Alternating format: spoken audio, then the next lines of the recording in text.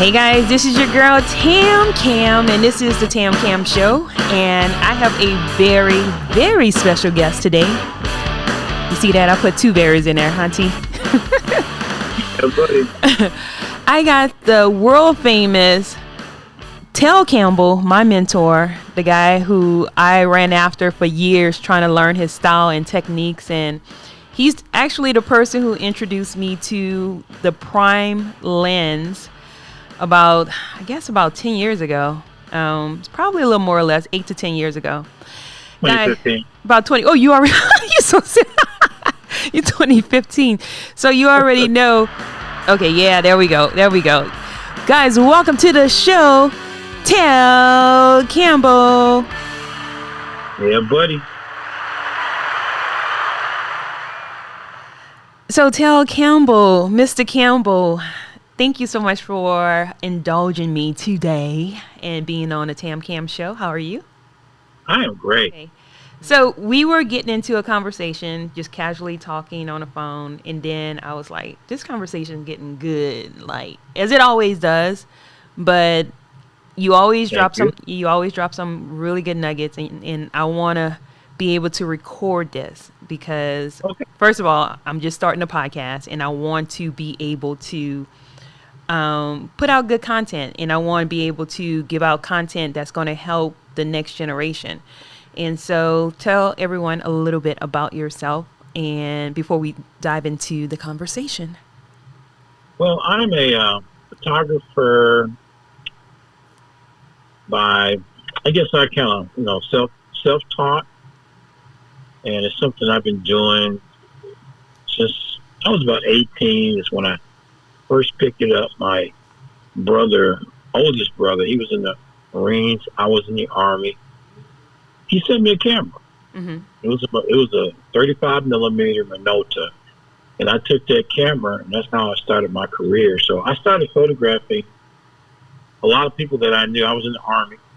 A lot of people that I knew around the base and stuff like that. And that's kind of where I got started. And then when I got out of the Army, I started my photography business.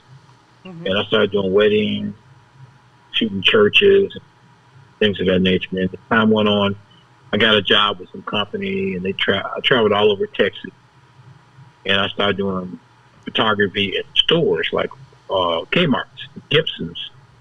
That's kind of how I learned how to shoot kids. Mm-hmm. Because every weekend I would have to build a long line of people. And I had never shot kids before, but it was pretty interesting. So now I'm definitely into shooting kids because of that experience. So then, as time went on, I got to shooting models and just whatever I kind of liked, whatever excited me. I started really working with lighting because I was really into looking at lighting that I liked, and then I kind of created my own style. Mm-hmm. It just happened by default. Right. And sometimes you don't know you have your own style until people start telling you. Right. You realize that you're doing something different. Yeah. Or it's something that people really like. Mm-hmm. And you just keep working on your craft and enhancing it, buying equipment and things of that nature. So that's kind of where I come from. Nice. So you would say photography chose you? Or you chose photography, or it was a mutual engagement? I think in coming up, I always had a knack for being in front of some type of camera. Back when I was coming up, they had two little Super 8 videos. So I would take the family out. I would have my brothers and them disappearing, and I was doing little things like that, videotaping them. They'd be walking, then all of a sudden they would disappear. Uh-huh. I just would find out little things I could do. Right. So I think I always had a knack for it. That's actually when my brother sent me a camera. Oh. So I think it's just in my blood. Right. And then I started doing nightclubs and things like that too. So I've always had a knack for it. Nice. So we were about to get into a deep conversation about what it takes to be great in this industry, especially during this day and time. I think the first thing, work on your craft, and whatever your craft is, don't just rely on It's not. Well, I always tell people, it's not just a snap. Mm-hmm. Photography is not just a snap. Work on your craft. You gotta stay on top. You don't want to become. Or it's not. Or photography is not just a snap. That's kind of what I tell people. When they, and then I always say also, all photographers are not created equally. People want to compare you, and then you have to let people know in a roundabout way. You may not want to say it to them like that, and sometimes you may say it if you feel like, well, ma'am, all photographers are not created equally. You can, you're just looking at a price over here and a price over there, and you haven't even seen my work. So you got to let people know that you're what that is. You're what it is. I've been doing this 35 years, and the person you got a price from over there, mm-hmm. they may have been doing it for 5 years. So that experience means a lot when you're quoting prices. Right. Because that's mainly what you wind up doing, quoting prices to people, mm-hmm. and you're trying to get them to buy you, right? To purchase. So you want to make sure you work on your craft. So when you get somewhere, you know what you're doing. Mm-hmm. You're charging these people for that. Right. Exactly. And you need to be the expert. You can't go out somewhere after you can charge these people, and then you don't know what you're doing. I look at my equipment laying around here. I look at what I just spent. I'm worth more than you want to pay. And if you don't select me, I'm not going to be bitter. I'm just going to move on. But but what about the person who's like, well, I'm charging what I'm worth, and no one is buying my pictures, and I'm charging, and I'm quoting these prices, and I don't. What would you tell them? You're not selling yourself right. Okay. You're not selling yourself. You gotta show. You gotta be able to show what you're worth too. You can't just charge it. So it's a lot more that goes into it, but you got to be able to show them. So that's why recently I've decided to meet up with people, mm-hmm. and I've been doing a lot of grand slams. Ooh. Because they can see me and see my products, and they all. Now I can't sell some of my stuff over the phone, but I'll knock you dead when I show you, because you get to see. I'm not just talking. I'm actually showing you what I can do, and then you say, "Oh, I see what you say you're worth. You're definitely worth." Mr. Cam, I can't afford you. Yeah. But I see what you are worth. You're just not in my budget. You're going to get that sometime. Yeah. And then it's up to you whether you want to do something different with that person, or whether you say, "Well, thank you for your time." Exactly. You can't sell everybody. Right. But now you go out there and your stuff don't look too hot, they still might use you. Yeah. I really think it's just your sales presentation, because I knew a photographer one time. His work and his website, I'm just going to use the word pooey. Wait, it was okay. It was okay. Okay. Photography is more than just the pictures about the service. I mean, okay, I always make a difference. There's the photography business, and then just being a photographer. Mm-hmm. When you talk about photography business, it's more than just your services. Are you prompt? Are you on? It's a lot more to it. So my service, I might have a better service than you. I may have a better company than you. But so forth, the art of it that depends on what the customer likes. Okay. Because a lot of people, I put up pictures, right, and I'd be like, "Oh, they gonna love this," and people just pass right by. But to me, it's like my greatest work. Now, what makes you a great photographer? If the customers like it. Right. Don't them out whether you like it or not. Don't nobody else like your work. Mm-hmm. You can pat your own self on the back all day and night. Right. But you gotta do things. So as I came along, I hope I'm not getting off track here. No, you're good. People adapted to what I was doing and told me what I wanted to hear or thought I should hear. Mm-hmm. Man, we love your work. We love this and that. Oh, we love your lighting. We want to shoot like you. Well, I didn't ask for that. That's just the way it came around, and people liked what I was doing. What was I doing something that I thought would work for people? No, I do what I do, and people was liking what I did. Right. So you can't make people like your work. You just do what you do, and they're going to either like you or not. Yeah, that's how I feel. I feel like everyone, you have to stick to what you are good at, and then just know that your tribe will come, Yeah.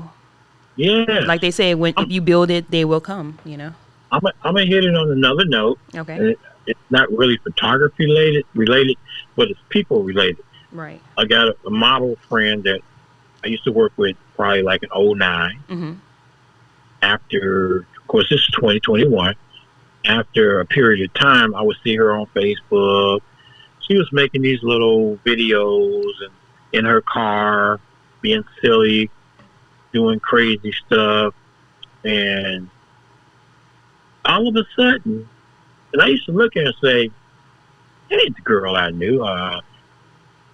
She was being silly, crazy. Mm-hmm. So I would just kind of ignore her videos. And every once in a while I'd see it. I thought it was just silly. Right.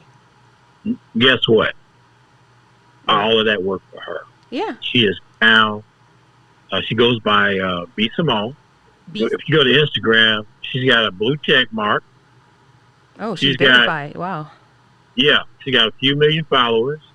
She posts a picture. She gets 750,000 likes.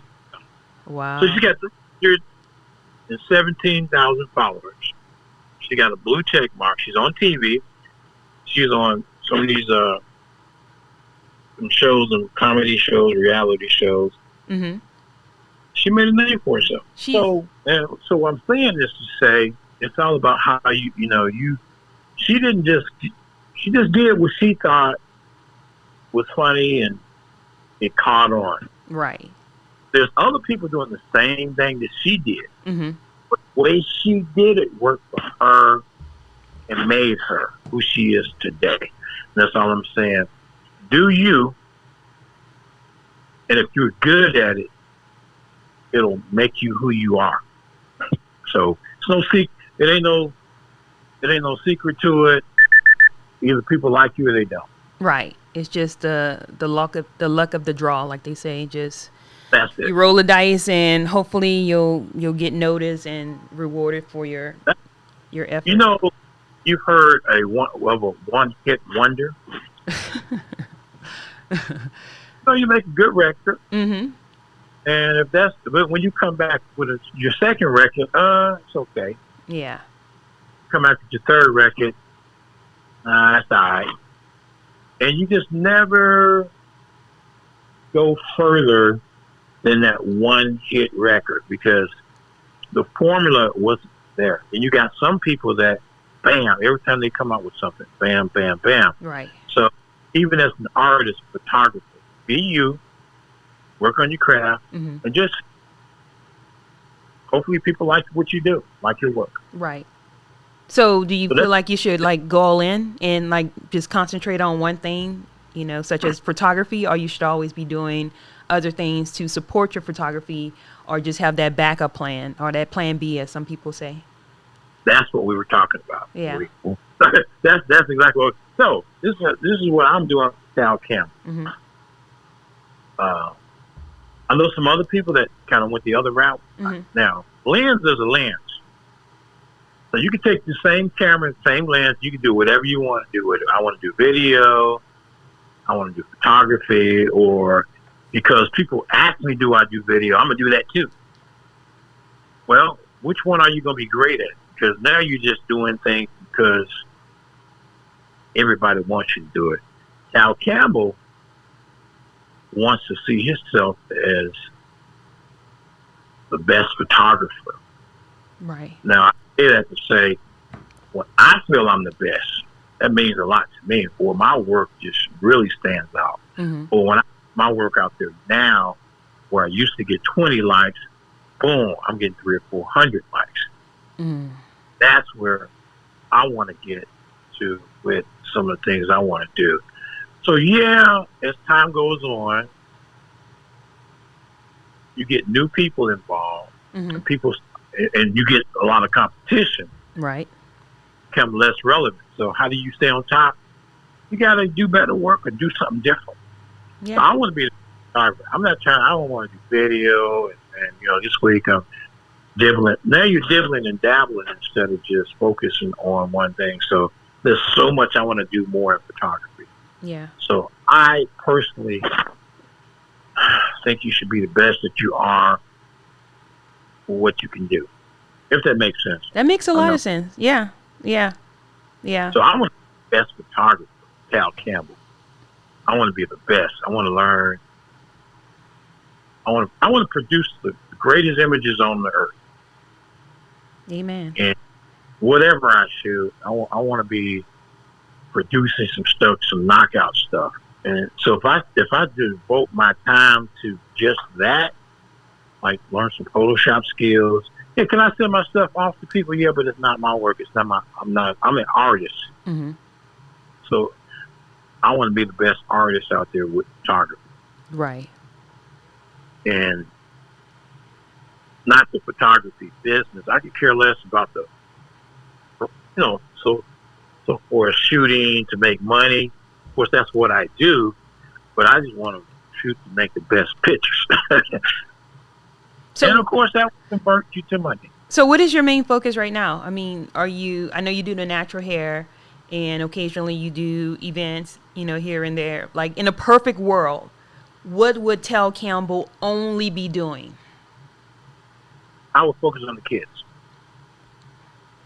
If I could do my kids with natural hair, that would be all I would want to do. Right. And I can photograph anything in the world I want to, but so far as what do I really want to focus on? Kids with natural hair. I just think it's just a beautiful thing. And it's more to it than just the photography side of it. I enjoy working with the kids. Mm-hmm. I love the results that I get from each kid.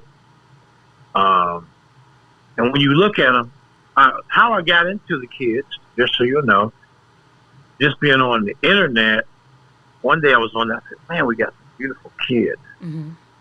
And I think I was on like Pinterest. Mm-hmm. I just kept looking at all these kids, different shades, different colors. Yeah, we do have a big variety of beautiful brown kids. Yeah.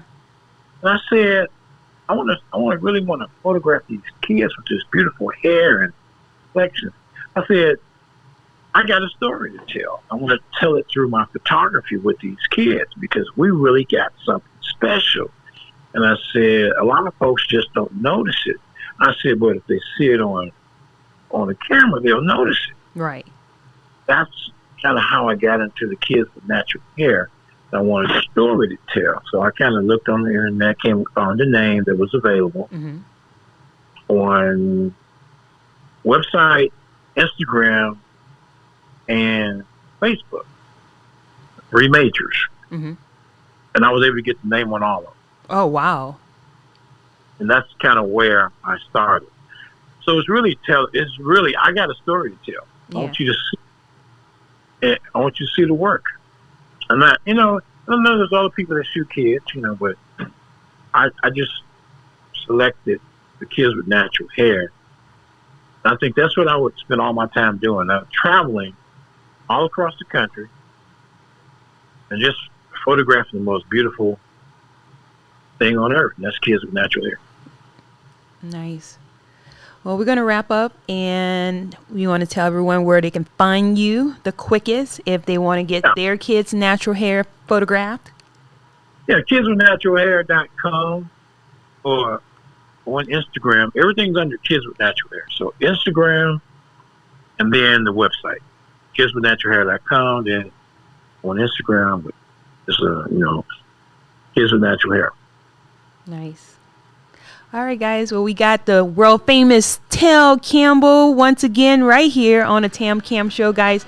Thank you so much for joining us for the TamCam Show. This is your girl Tam, and we are out.